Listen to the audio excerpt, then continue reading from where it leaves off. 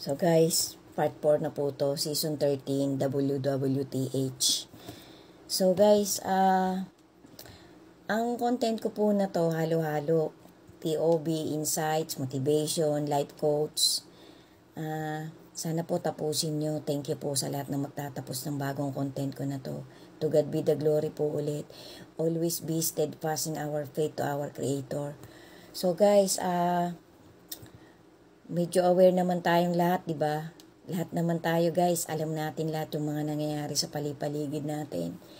Sa iba-ibang parte ng mundo. Pa-intense po ng pa-intense guys, pa-intense po ng pa-intense ang mga documents, facts, evidence na talagang paparating na po tayo dun sa Great Tribulation. Sa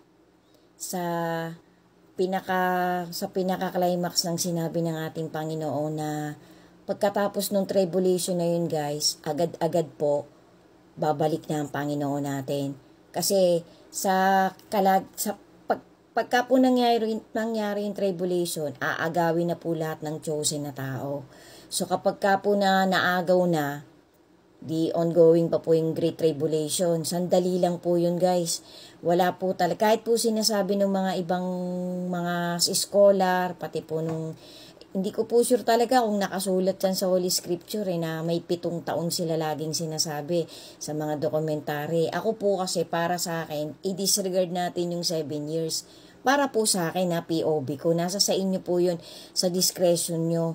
Mag-research po tayo lahat. Lagi po tayong maging alerto sa mga bagay-bagay, sa mga circumstances na umiikot sa buong mundo. Kasi po, napakaganda po na may alam tayong lahat. Napakaganda po na alam natin yung step by step na mangyayari.